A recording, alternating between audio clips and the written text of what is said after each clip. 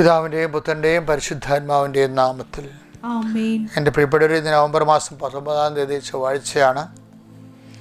എല്ലാവർക്കും കർത്താവിൻ്റെ നാമത്തിലെ മംഗളങ്ങൾ, യാത്രാമംഗളം. കർത്താവിൻ്റെ നാമത്തിൽ, അതായത് പുറത്തേക്ക് പോകുന്നവരില്ലേ, നമ്മളെല്ലാവരും ഇടവപ്പള്ളിയിൽ പോയാൽ പോലും ഒരു സഞ്ചാരമാണല്ലോ. നമുക്ക് പ്രത്യക്ഷ പ്രാർത്ഥന ചൊല്ലിക്കൊണ്ട് ഇന്നത്തെ ദിവസം ആരംഭിക്കാം. ഏറ്റു പ്രാർത്ഥിക്കുക. അമ്മേ പരിശുദ്ധമ്മേ, അമ്മേ പരിശുദ്ധ ദേവമാതാവേ, ദൈവമാതാവേ, അങ്ങ് കൃപാസനത്തിൽ പ്രത്യക്ഷപ്പെട്ട് വരാൻ പോകുന്ന മഹാദുരന്തത്തിൽ നിന്ന് രക്ഷപ്പെടാനും എല്ലാവർക്കും വേണ്ടി പ്രാർത്ഥിക്കുവാനും ആവശ്യപ്പെട്ടിട്ട് 20 വർഷം തികയുന്ന ഈ വേളയിൽ കൃപാസനത്തിലൂടെ ഞങ്ങൾക്കും ഈ ദേശത്തിനും അങ്ങ് മാസം തേടി തന്ന എല്ലാ അനുഗ്രഹങ്ങൾക്കും കൃപകൾക്കും ഞങ്ങളിപ്പോൾ ഹൃദയം നിറഞ്ഞ നന്ദി പറയുന്നു. അമ്മേ പരിശുദ്ധമ്മേ, ജപമാല മാതാവേ, സകല കൃപാസനം പ്രാർത്ഥനയോടും ചേർത്ത് ഞങ്ങളിപ്പോൾ പ്രാർത്ഥിക്കുന്ന ഈ കുടുംബത്തിന്റെ പ്രത്യേക നിയോഗങ്ങൾ ഓർക്കണേ.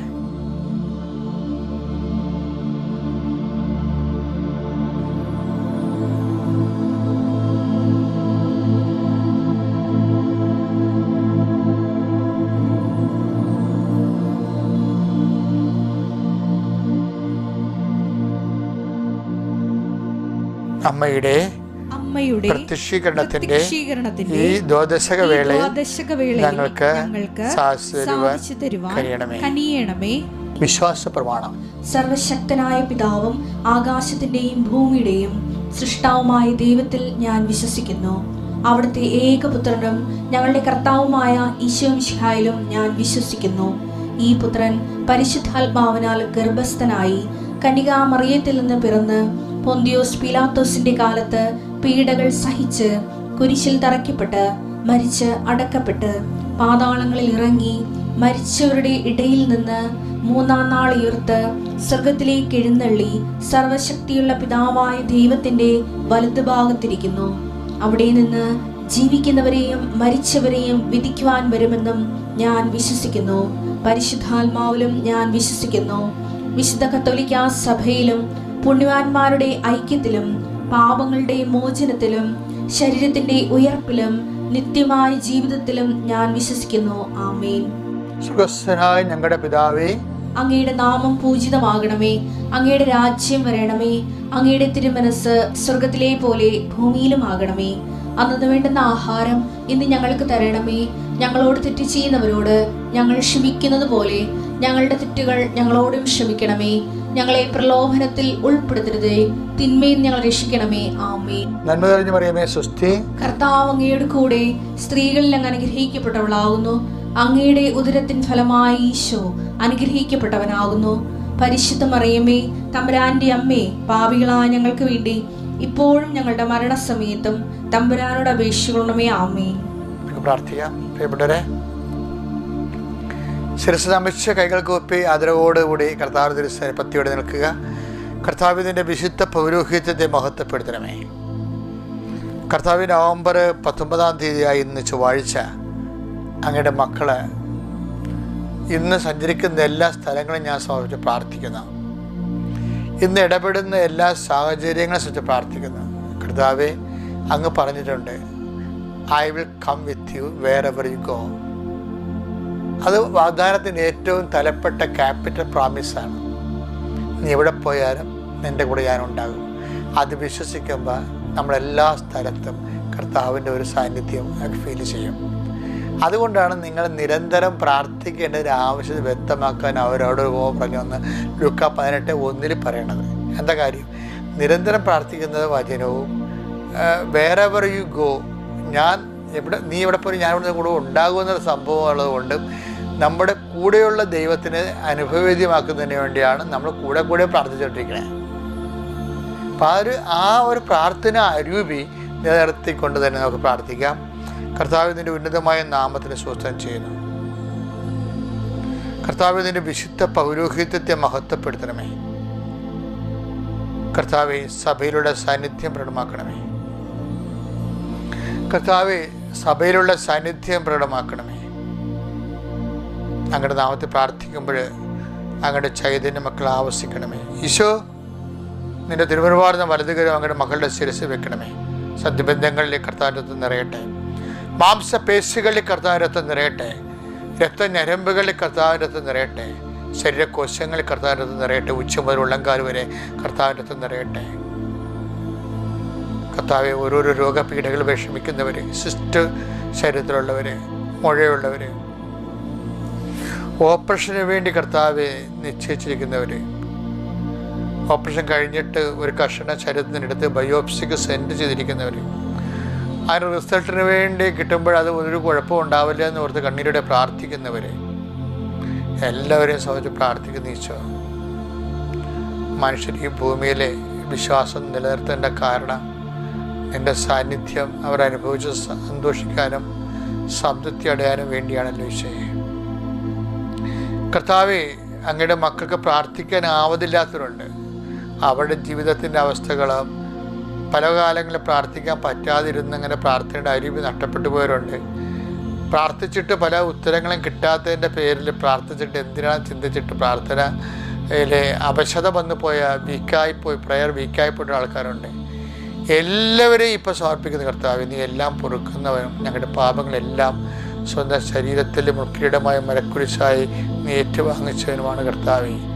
എല്ലാം മനസ്സിലാക്കുന്ന കർത്താവ് നിൻ്റെ ശക്തി. കർത്താവ്, ആധ്യാത്മിക ജീവിതം, ശൈത്യമായ ആധ്യാത്മിക ജീവിതം നയിക്കുന്നവരെ, മരവിച്ചു പോയ ആധ്യാത്മിക ജീവിതം നയിക്കുന്നവരെ അങ്ങ് കർത്താവ് പിടിച്ചുയർത്തണമെന്ന് പ്രാർത്ഥിക്കുന്നു. എൻ്റെ കർത്താവിൻ്റെ ഉന്നതമായ നാമത്തിൽ സഭയുടെ കർത്താവ് കുഞ്ഞുങ്ങളെ ഓർത്തും കുഞ്ഞുങ്ങളുടെ പഠിക്കാത്തതിനെ ഓർത്തും മാതാപിതാക്കന്മാരെ വിഷമിക്കുന്നുണ്ട് ഈശോയെ. മക്കൾ തന്നെ അവരുടെ തലയിൽ കയറാത്ത കാരണം അവർക്കിനി പഠിക്കാനും പറ്റത്തില്ല. ഇനി എന്ത് ചെയ്യും അമ്മയെന്ന് ഓർത്തുകൊണ്ട് എപ്പോഴും പുസ്തകം വെച്ച് കരയുന്ന മക്കളെ കാണിക്കുന്നുണ്ട് ഈശോയെ. അവരെല്ലാം സ്പർശിക്കണമെന്ന് പ്രാർത്ഥിക്കുന്നു. അവരുടെ ബുദ്ധി അങ്ങ് സ്പർശിക്കണേ കർത്താവേ. അവരുടെ പോരായ്മകൾ അങ്ങ് പരിഹരിക്കണേ കർത്താവേ. ദൈവത്തിൻ്റെ ശക്തി മക്കളിലേക്ക് ആവശ്യിക്കട്ടെ കർത്താവേ. മാതാപിതാക്കന്മാർ മരിച്ചു പോയവരുണ്ടാവും. ആ മക്കൾ ആകസ്മികം കൊണ്ട്, അപകടം കൊണ്ട് അങ്ങനെയുള്ള മക്കളെല്ലാം ഇപ്പം ചേർത്ത് നിർത്തി അങ്ങയുടെ തിരുസന്നിധിയിൽ സമർപ്പിച്ച് പ്രാർത്ഥിക്കുന്ന ഈശോയെ. ദൈവത്തിൻ്റെ കരുണ മക്കളിലേക്ക് ആവശ്യിക്കണമേ. എൻ്റെ കർത്താവിൻ്റെ ഉന്നതമായ നാമത്തിൽ ജോലിയില്ലാത്തവരുണ്ട്, ചെയ്യേണ്ട ജോലി നഷ്ടപ്പെടാൻ പോകുന്നവരുണ്ട്, നഷ്ടപ്പെട്ടവരുണ്ട്, തിരികെ വിളിക്കാൻ വേണ്ടി പ്രാർത്ഥിക്കുന്നവരുണ്ട്. കർത്താവ്, വിവാഹ ജീവിതത്തിൽ അകന്ന് താമസിക്കുന്ന മാതാപിതാക്കൾ, ഭാര്യാഭർത്താക്കന്മാരുണ്ട്, കുഞ്ഞുങ്ങളുമായിട്ട് അകന്ന് താമസിക്കുന്ന മാതാപിതാക്കന്മാരുണ്ട്. ഇങ്ങനെ മക്കളുടെ നിന്ന് ഒരു ഫോൺ വിളി പോലും കിട്ടാതിരിക്കുന്ന വേദനിക്കുന്ന മാതാപിതാക്കന്മാരുണ്ട്. ഇത്രയും നാളെ കഷ്ടപ്പെട്ട് വെറുതെയാണെന്നും അന്ധമായ ബന്ധങ്ങളിൽ പോയി ചാരിട്ട് മക്കൾ മാതാപിതാക്കന്മാരോട് പൈശാചികമായി എതിർപ്പ് കാണിച്ചുകൊണ്ട് അവരവരുടെ വഴി പോവുകയും കുടുംബം കടത്തിലായിരിക്കുകയും ചെയ്യുന്ന സാഹചര്യമുണ്ട്. കർത്താവ്, എല്ലാ സാഹചര്യങ്ങളെയും സംബന്ധിച്ച് പ്രാർത്ഥിക്കുന്ന കർത്താവേ, ഇത് ഒരു സാഹചര്യം പോലും കർത്താവേ അങ്ങ് ഓവർലുക്ക് ചെയ്യാതെ അത് കർത്താവെ എല്ലാം ഏറ്റെടുക്കണം പ്രാർത്ഥിക്കുന്നു. എൻ്റെ കർത്താവിൻ്റെ ഉന്നതമായ നാമത്തിൽ സഭയുടെ അധികാരത്തിൽ കുരിശിൻ്റെ അടയാളത്തിൽ ദൈവശക്തിയാൽ നീ സംരക്ഷിക്കപ്പെട്ട ഇന്നത്തെ ദിവസം മുഴുവനും.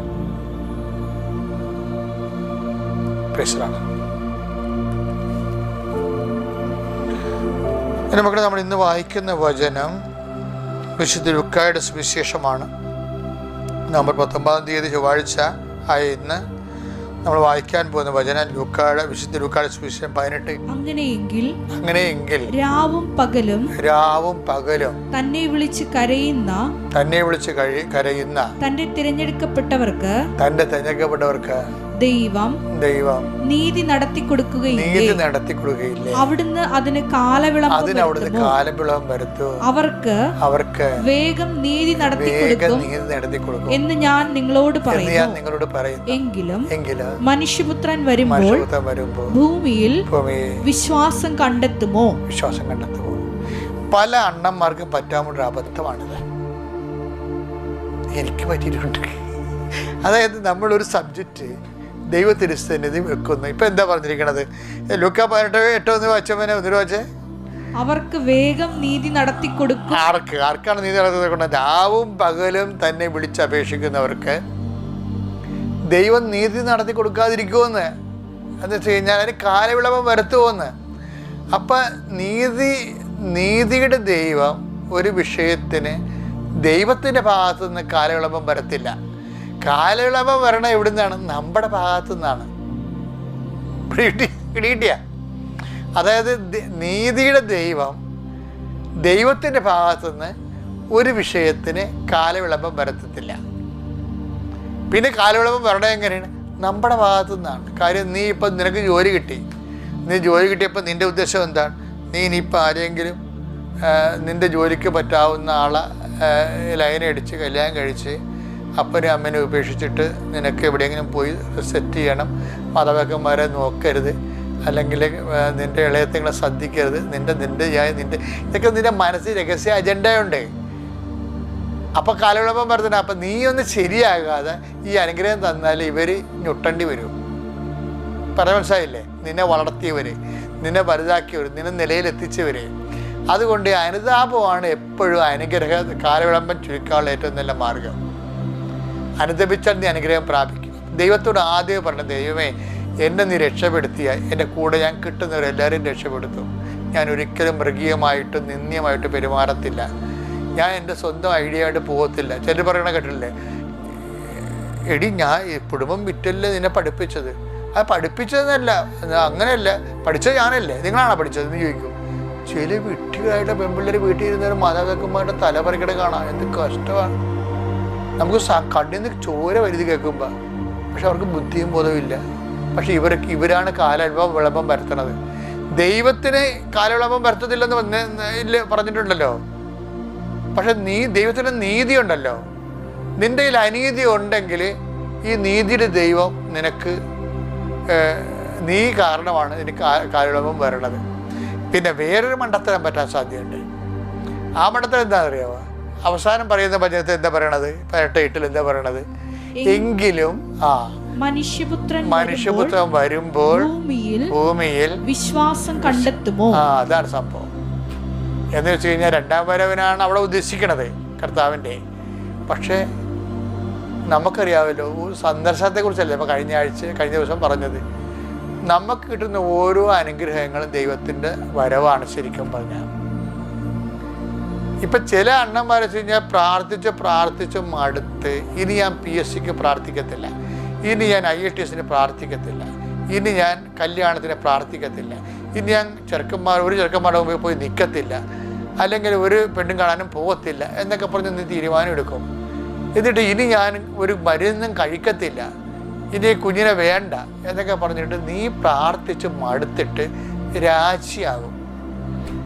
പക്ഷേ വെറുതെ ഇരിക്കുമ്പോൾ 2 കൊല്ലം കഴിയുമ്പോൾ നീ കല്യാണം കഴിക്കും, നിനക്ക് കൊച്ചുണ്ടാവും, ജോലി കിട്ടും. അപ്പോൾ എന്താണ്? മനുഷ്യപുത്രൻ വരും. നിനക്ക് വിശ്വാസം അപ്പം ഇല്ല. മനസ്സിലായില്ലേ പരിപാടി? ഇതെല്ലാം കിട്ടിക്കഴിഞ്ഞപ്പോൾ നിനക്ക് വിശ്വാസമില്ല. വിശ്വാസം നീ നഷ്ടപ്പെടുത്തിയല്ല 2 മാസം മുമ്പ്, 2 കൊല്ലം മുമ്പ്. അന്ന് ചോദിച്ചതേ ഇന്നാണ് തരണത്. അതാണ് ഈശോ ചോദിക്കണത്. എങ്കിലും മനുഷ്യപുത്രൻ അടയാളമായി അത്ഭുതമായി നിൻ്റെ ജീവിതത്തിൽ വരുമ്പോൾ നിനക്ക് വിശ്വാസം ഉണ്ടാകുമോ? ആ വിശ്വാസം ഉണ്ടാകുമോ എന്നുള്ള ചോദ്യം ഒരു 1.5 ചോദ്യമാണ്.